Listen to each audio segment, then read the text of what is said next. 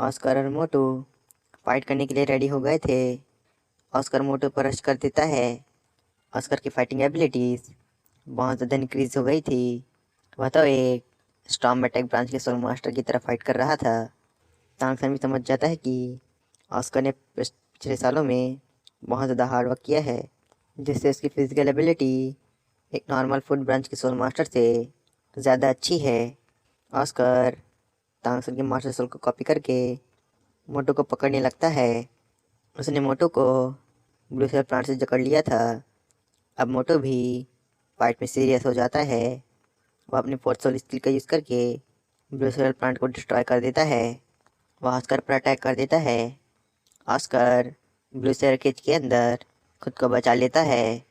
मोटू अब बहुत ज़्यादा चिढ़ जाता है। वह अपनी राइट आर्म सोल बोन का यूज़ करके ऑस्कर पर अटैक कर देता है। ऑस्कर फैम सर्च खाकर मोटू के अटैक को डॉज कर लेता है। वह मोटू को चिढ़ा रहा था।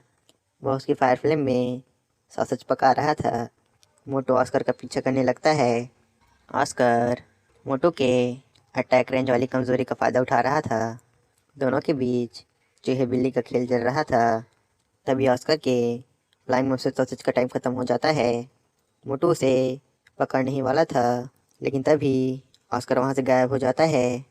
असल में वह तो ऑस्कर का क्लोन था। ऑस्कर पीछे से मोटू के ऊपर ब्लू सेरेनम पर टैरेंट स्प्रेड से अटैक कर देता है। मोटू भी अपने फिफ्थ सोल स्किल का यूज़ करके उस अटैक को ब्लॉक करता है। दोनों का अटैक टकराता है, जिससे बहुत बड़ा एक्सप्लोजन होता है। आराम से सो रहा डीन भी इस एक्सप्लोजन से उठ जाता है। मोटू ज़मीन पर पड़ा था। ऑस्कर हाउजन हैमर को भी कॉपी कर सकता था। वह मोटू पर अटैक करने वाला था, तभी वह धड़ाम से नीचे गिर जाता है। डीन के सर के ऊपर झूमर गिर जाता है।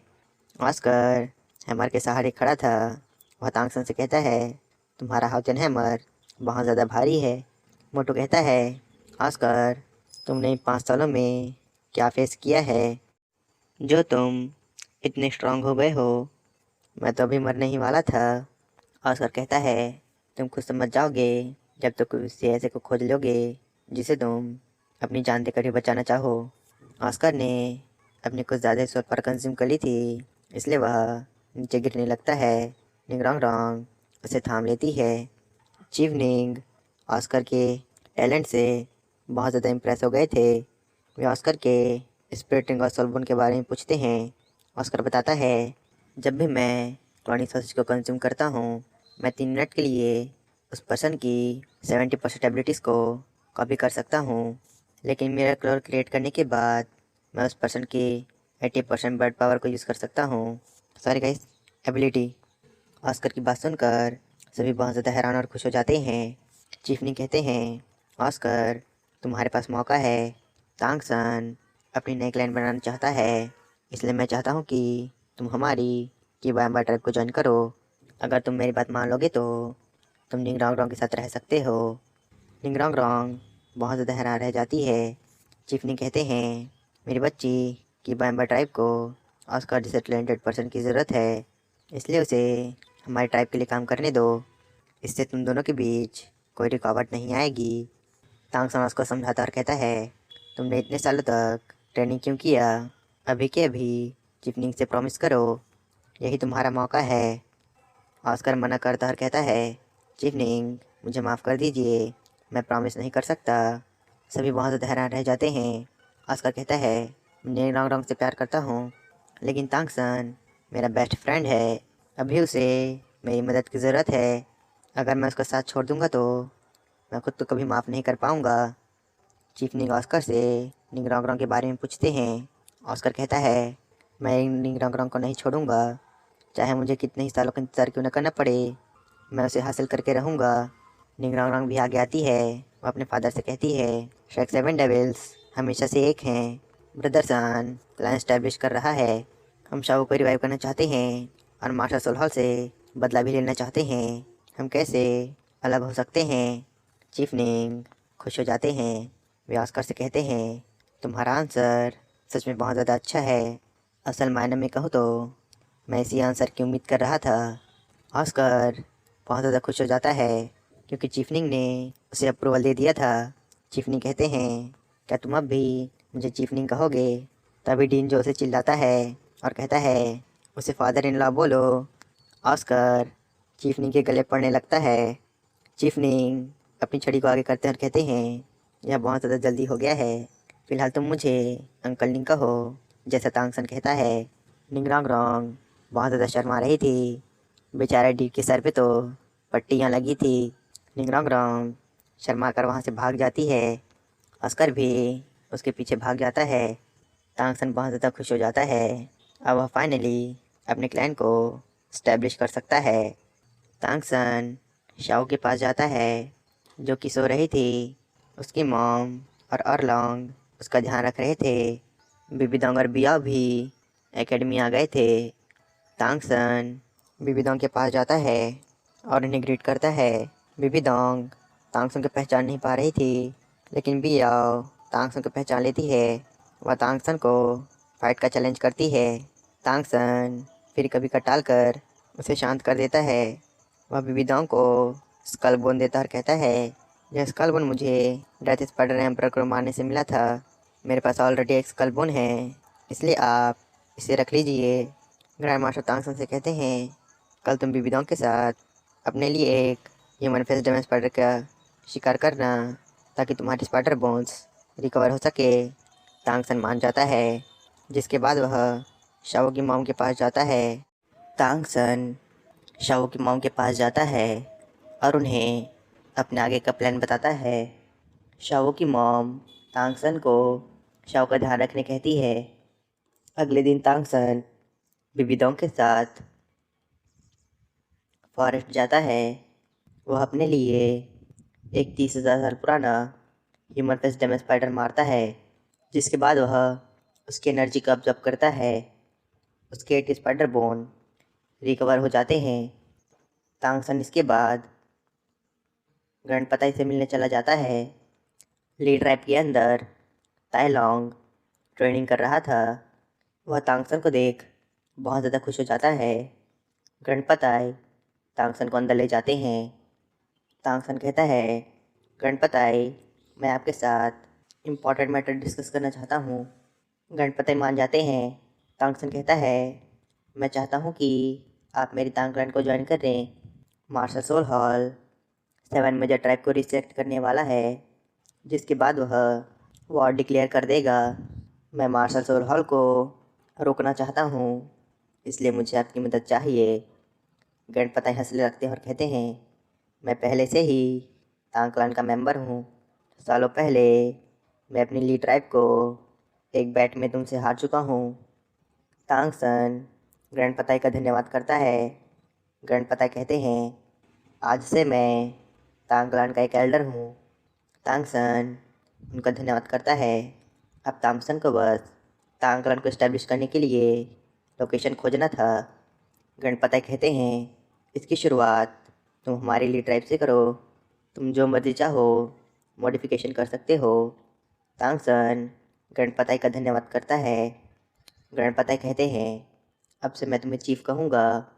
तांगसन कहता है, अब हमें बाकी के क्लैन एल्डर्स को ज्वाइन कराना होगा। गणपताई नहीं समझ पाते। तांगसन कहता है, मैं तीनों ग्रैंड अंकल को भी तांग क्लैन ज्वाइन कराना चाहता हूँ। गणपताई कहते हैं, तुम बहुत शार्प हो, मैं तुम्हारी मदद करूँगा। तांगसन पूछता है, तीनों ग्रैंड अंकल्स कब गैदर होने वाले हैं? गणपताई कहते हैं, कल हम सभी डिफेंस क्लैन के अंदर मिलने वाले हैं।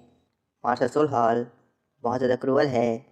उसने 2 मेजर ट्राइब्स को एक ही रात में ख़त्म कर दिया। उसका अगला टारगेट स्मॉल क्लैंस हो सकती है, इसलिए हम सभी फिर से इकट्ठा होने वाले हैं। तांगसन खुश हो जाता है। वह अगले दिन गणपताई के साथ सिंगल एम्पायर के लिए निकल जाता है। इधर डिफेंस क्लैन के अंदर ओल्ड राइनो के बेटे को लेटर मिलता है। तांगसन गणपताई के साथ सिंगल एम्पायर जा रहा था।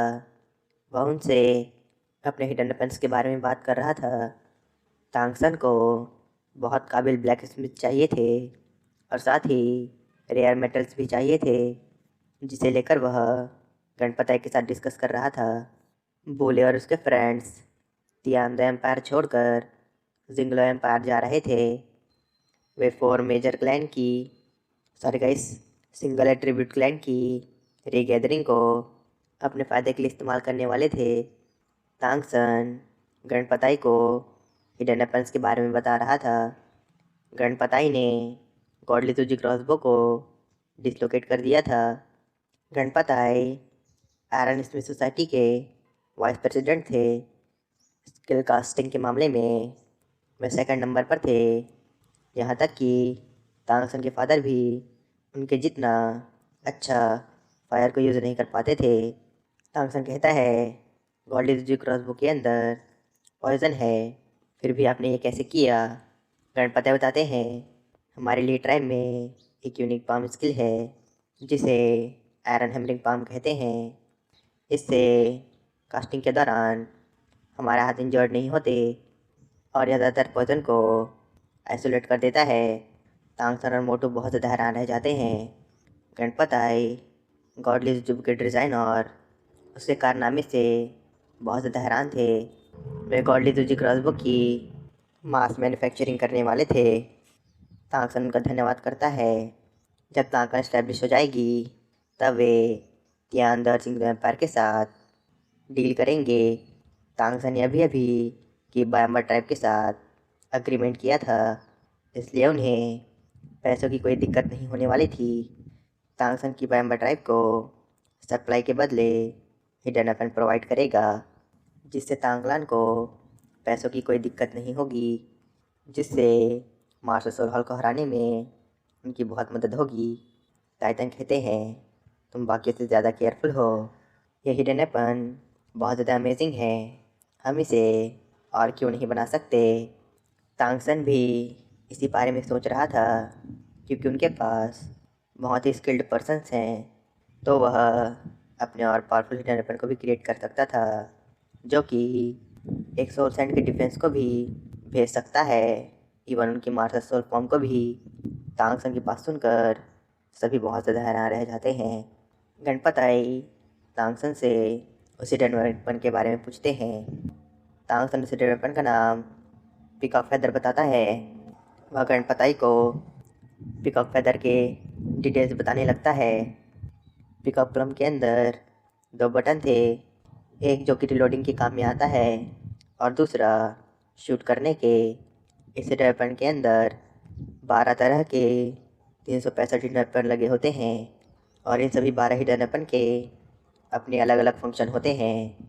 किसी में पॉइजन होता है तो कोई एक्सप्लोड होता है। इसमें जो स्ट्रॉन्गेस्ट नीडल होता है वह डिस्ट्रक्शन के काम में आता है, जो कि किसी भी पर्सन की जान को एक झटके में ले सकता है। सभी तांगसन की बात सुनकर बहुत ज़्यादा शॉक हो जाते हैं। तांगसन गणपताई को हिडन वेपन का ब्लूप्रिंट दे देते हैं। गणपताई ब्लूप्रिंट देकर बहुत ज़्यादा हैरान रह जाते हैं। डायलॉग कहता है ग्रैंडपा आप दोनों रास्ते में हिडन वेपन्स के बारे में ही बात कर रहे थे, क्या आप रेस्ट नहीं करना चाहते। गणपताई कहते हैं मैं अभी थका नहीं हूँ, तुम जाकर रेस्ट करो। वे तांगसन के साथ हिडन वेपन को लेकर डिस्कस करने लगते हैं। मोटू और ताइलोंग उन दोनों के बिहेवियर से बहुत हैरान थे। इसके बाद हम डिफेंस क्लैन के अंदर ओल्ड राइनो को देखते हैं, जिसे मार्शल सोल हॉल ने लेटर भेजा था ताकि वह अपनी क्लैन सरेंडर कर दे। ओल्ड राइनो उस लेटर को फाड़ देते हैं। इसके बाद हम तांगसन और गणपताई को देखते हैं, जो कि अभी भी हिडन वेपन के बारे में ही बात कर रहे थे। वे तांगसन से हिडन वेपन के बारे में पूछते हैं। तांगसन बताता है मैंने इसे एक बुक में पढ़ा था जिसमें इन वेपन्स को हिडन वेपन कहा गया था। तांगसन को इस्टेब्लिश करने का मेरा मकसद इन हिडन वेपन को बनाना ही है। तांगसन अपने पुराने तांगसन के मास्टर को दिया हुआ प्रॉमिस फुलफिल करना चाहता था। टाइटन कहते हैं तुम्हारा एक्सपीरियंस बहुत ज़्यादा एबनॉर्मल है। वे तांगसन से उस दूसरी चीज़ के बारे में पूछते हैं जो उसे पिकॉक प्लम को बनाने में मदद करने वाली थी। तांगसन को पिकॉक प्लम बनाने के लिए ब्लैक आयरन की ज़रूरत थी। टाइटन पहले तो समझ नहीं पाते, लेकिन तांगसन उन्हें ब्लैक आयरन के फंक्शन बताता है। जिससे वो समझ जाते हैं कि तांगसन ब्लैक बंडेड आयरन की बात कर रहा है, जो कि गोल्ड से भी ज़्यादा एक्सपेंसिव होता है, जिसे किंग ऑफ मेटल भी कहते हैं। गणपति बताते हैं ब्लैक बंडेड आयरन मिलना बहुत ज़्यादा मुश्किल है। इसके लिए उन्हें मेटल कैपिटल गैंगजिन टाउन जाना पड़ेगा, जहाँ पर आयरन स्मिथ सोसाइटी का हेडक्वार्टर है, जहाँ तांगसन को हर तरह का मेटल मिल सकता था। इसके बाद तांगसन डीप सी सिल्वर के बारे में पूछता है। गणपताई को इसके बारे में नहीं पता था। तांगसन गणपताई को और भी पावरफुल डेवलपमेंट का ब्लूप्रिंट देता है, जिसे बनाने के लिए उन्हें डीप सी सिल्वर की ज़रूरत पड़ेगी। वह अपने उन पावरफुल डेवलपमेंट की डिटेल भी बताता है, जो कि बहुत ज़्यादा पावरफुल थे, यहाँ तक कि वह एक ग्रैंड सॉलन मास्टर को भी मारने की ताकत रखता था। तांगसन ने एक बार एंग्री बुद्धा लोटस बनाया था, जिसके बाद उसने अपनी टैंकलाइन को हैंड ओवर करके सुसाइड कर लिया था। तांगसन उन्हें मशीनरी टाइप के सेकंड सबसे पावरफुल डेनपन के बारे में बताता है, जो कि एंग्री बुद्धा लोटस जितना ही पावरफुल था। उसके अंदर 27 हिडन वेपन लगे होते हैं, जो एक ही साथ शूट होते हैं, जिसे कोई भी पर्सन डॉज नहीं कर सकता, और यह उस पर्सन को हेवीली इंजर्ड कर देता है। टाइटन हिडन वेपन की पावर से बहुत ज़्यादा इम्प्रेस हो गए थे। तांगसन को इन हिडन वेपन्स को बनाने के लिए डीप सी सिल्वर की ज़रूरत थी, जो कि ब्लैक बंडेड आयरन से भी ज़्यादा एक्सपेंसिव था। डीप सी सिल्वर बहुत ज़्यादा रेयर भी था, और इसका कोर तो उससे भी ज़्यादा प्रीशियस था। गणपताई कहते हैं जब हम गैंगजिंग टाउन पहुंच जाएंगे, तब वहाँ के प्रेसिडेंट लाओगाओ से इस बारे में बात करेंगे। उसे भी इसमें बहुत इंटरेस्ट आएगा। गणपताई रास्ते में और भी हिडन वेपन्स के बारे में बात करते हैं। वे गॉडली जूजी क्रॉसबो को मॉडिफाई करना चाहते थे, लेकिन तांगसन मना कर देता है। वे इसी तरह मस्ती करते हुए जा रहे थे। वे पूरी रास्ते इसी बारे में बात कर रहे थे।